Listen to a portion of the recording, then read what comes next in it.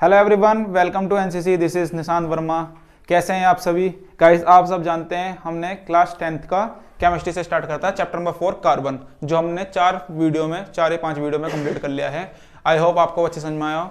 आपको चैप्टर कैसा लगा पहले वीडियो में कमेंट करके बताएं अभी के अभी। ठीक है गाइस, चलते हैं नेक्स्ट चैप्टर पे, जिसका नाम है चैप्टर नंबर 5 पीरियोडिक टेबल। क्या नाम है? Periodic table. ये केमिस्ट्री का, ये मैंने आपको चैप्टर नंबर 4 के बारे में बताया था कि ये क्या क्या होएगा, लेकिन आज हम इसको एक एक करके पढ़ते हैं। ठीक है, सबसे पहले हम पढ़ते हैं, थोड़ी बेसिक नॉलेज लेते हैं पीरियोडिक टेबल क्या है क्या नहीं है, क्यों हमें से पढ़ने की जरूरत है। सबसे पहले आपको ये दिख रहा होगा हल्का सा, ये पीरियोडिक टेबल है, कोई दिक्कत नहीं है। ठीक है, आप समझे नहीं दिख रहा तो आप यहाँ नीचे फोटो देख सकते हैं, यहाँ पे पीरियोडिक टेबल क्या होती है। ठीक है, सबसे पहले क्वेश्चन है कि why do we need product classification. हमें प्रोडक्ट क्लासिफिकेशन करने की जरूरत क्या पड़ी थी? ऐसा क्या दिक्कत आई थी कि प्रोडक्ट क्लासिफिकेशन? सबसे पहले आप सभी जानते हैं, जब हमने इस चैप्टर के पहले बताया था, हमारे पास कुल मिला के 118 एलिमेंट हैं। 118 एलिमेंट हैं, जिसमें से कुछ मेटल है, कुछ नॉन मेटल है, कुछ मेटलॉइक हैं, जिनके अंदर दोनों कैटेगरीज होती हैं। अब हम पढ़ते हैं कि इनका क्लासिफिकेशन करना, कि कैसे उसको अलग अलग रखते हैं। अब ये बहुत ही कमाल की चीज़ है, बहुत ही बेहतरीन एक मैजिक सा है, जो in the last modern product में हमारा जो मिला है, मतलब अपने आप ही हम उसको एटॉमिक नंबर के अकॉर्डिंग उसको अरेंज करा है। साथ में वो अरेंज हुई है, मेटल अलग नॉन मेटल अलग, बीच में मेटलॉइड। वो आएगा धीरे धीरे, हम पार्ट को आगे बढ़ाएंगे, इसी वीडियो में बने रहें। आगे चलते हैं, एक एक करके बारीक से बताता हूँ आपको, मैंने हर वीडियो में बताता हूँ। जैसे कि आप जानते हैं हमारे पास 118 एलिमेंट हैं। अब देखो, तो उनको अरेंज करना एक सीक्वेंस में, ताकि हम उसको इजीली उससे नॉलेज गेन कर सकें, ये होता है हमारा प्रोडक्ट क्लासिफिकेशन। आप देखिए यहाँ पे, टू मेक द स्टडी, मैं देखो यहाँ पे से पढ़ाता हूँ, आप समझे, एक एक वर्ड को चलाता हूँ। To make the study of these element, जो मतलब 118 एलिमेंट हैं, these elements have been divided into few groups, कुछ ग्रुप्स में, in such a way that element in the same group have similar property, एक property होनी चाहिए। Now study of large number of element, मतलब large number of elements को उसको reduce करा, छोटा करा, to a few groups of elements. ठीक है, समझ में आ गया? तो हमें क्यों जरूरत पड़ा नीड ऑफ प्रोडक्ट क्लासिफिकेशन की। आई होप आपको समझ में आया। ठीक है, आगे चलते हैं। तो आइए दोस्तों, चलते हैं हम आगे, इस चैप्टर को आगे बढ़ाते हैं। क्या क्या इसमें होता है आप जानते हैं, हमने अपने प्रोडक्ट क्लासिफिकेशन क्यों जरूरत होती है हमने पढ़ा दिया।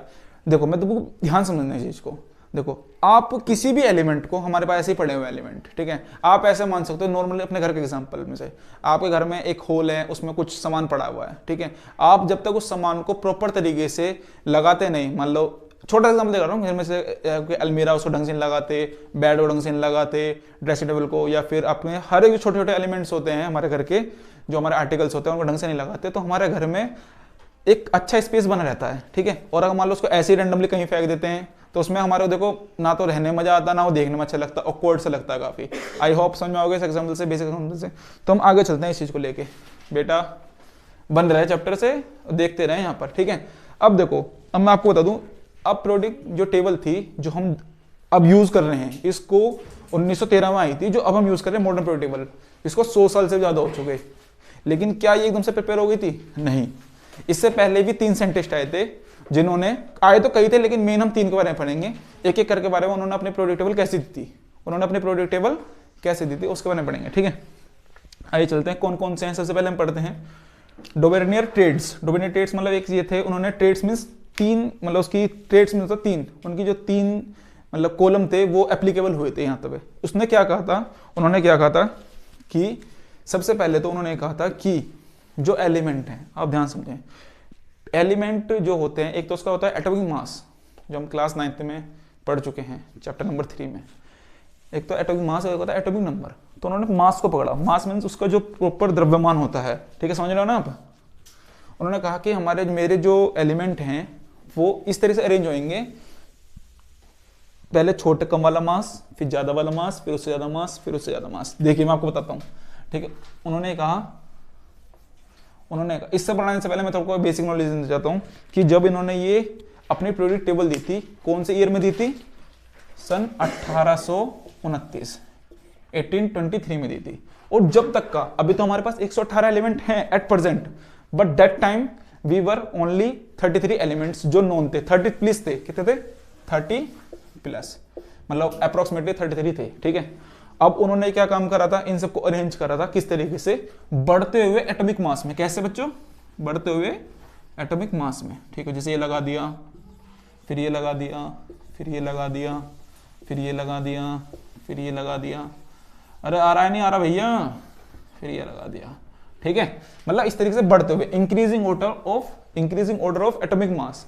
और साथ में उन्होंने ये वाली बात कही थी, ये कहा था कि सुनना ध्यान से, कि मेरा जो पहला एटम है, पहला एलिमेंट है, और जो तीसरा एलिमेंट है, उन दोनों का सम डिवाइड बाय 2, या फिर उन दोनों का एवरेज, पहले का और तीसरे का। देखिए आप यहाँ पे, मतलब एक ऐसे में टेबल बना देता हूँ, ट्रेड्स है जिनमें 3 टेबल है, ये फर्स्ट है, ये थर्ड है।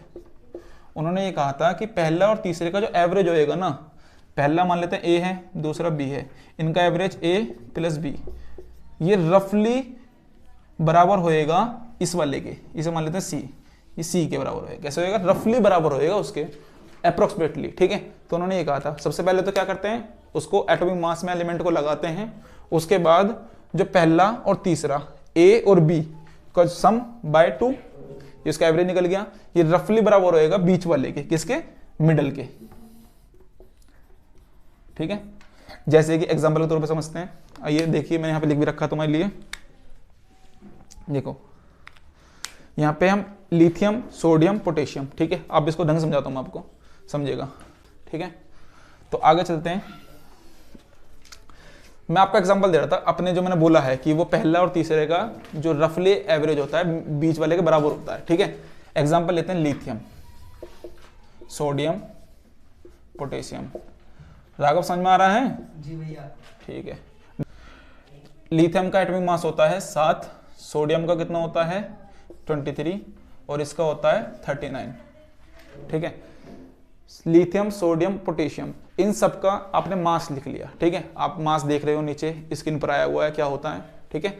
अब देखो लिथियम और पोटेशियम को जोड़ो, 7 और 39 और 2 से भाग कर दो, 39 और 7 46/2, 2 से भाग करो, ये आएगा 23। अरे वाह भाई वाह, मतलब उन्होंने कहा था डोबेनाइड ने कि ये रफली बराबर रहेगा। ये तो मजा आ गया, बिल्कुल एग्जैक्ट बराबर हो रहा है, मतलब पहले का और तीसरे का सम करा और 2 से भाग करा और तीसरे के बराबर, बीच वाले के बराबर आ गया, बिल्कुल एग्जैक्ट वैल्यू आ रही है यहाँ पे। तो आप देख सकते हो 23, आप चाहो तो खुद भी सोल्व करके देख सकते हो, ठीक है।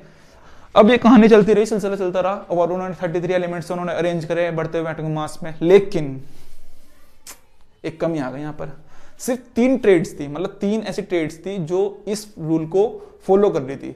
3 ट्रेड्स पे आने के बाद ये रूल हमारा बिखर जाता है, इसलिए तो यहाँ पे लिमिटेशन थी, इसलिए तो और साइंटिस्ट आए थे। अब देखिए बच्चों, जब तक पुराने वाले फेल नहीं होंगे तो नहीं आएंगे। अब देखो हम एकदम से इंसान कोई बन गए, हम सबसे पहले एक आप जानते हैं बंदर थे, फिर चिंपैंजी बने, आदि मानव बने, धीरे धीरे हम में डेवलपमेंट आया, ठीक है। तो हम एकदम से कोई एकदम से हमने आग जलाने सीख ली, घर में हमारे चूल्हा है, लाइट रहा है, पहले हम पत्थर से आग लगाते थे, धीरे धीरे छोटा फोन था हमारे पास, धीरे धीरे करके हमने डेवलपमेंट करा। फिर लोग दूर दूर जाते थे पढ़ने, अब लोग पास घर में बैठ के पढ़ते हैं। अब लोग क्या करें, हमारे पास यूट्यूब एक ऐसा हमारे पास रिसोर्स आ गया, इससे यहाँ बैठे मैं कई लोगों को पढ़ा सकता हूँ, या फिर आप भी कहीं और से पढ़ सकते हो बहुत दूर दूर से। तो ये आप देख सकते हैं, ये हमने धीरे धीरे डेवलपमेंट करा, ठीक है, और अभी भी हम करेंगे आगे, भगवान ने चाहिए तो और ज़्यादा। तो अब हम देखते हैं कि यहाँ पे क्या हुआ था ऐसा। तो पहले मैं आपको एक बार पूरा अच्छे से पढ़ाया था मैंने क्या क्या लिख रखा है, ठीक है। When elements were arranged in order of what, increasing atomic mass, मतलब छोटा बड़ा बड़ा बड़ा बड़ा, इस तरीके से बढ़ गए। Group of 3 elements having similar property, मतलब ऐसी प्रॉपर्टी नीचे सिमिलर प्रॉपर्टी आर ऑब्टेन, मतलब उनमें जो ग्रुप ऑफ 3 एलिमेंट्स है ना, उनकी सिमिलर प्रॉपर्टी ऑब्टेन, मतलब हमने गेन करी थी, ठीक है, समझ में आ गया।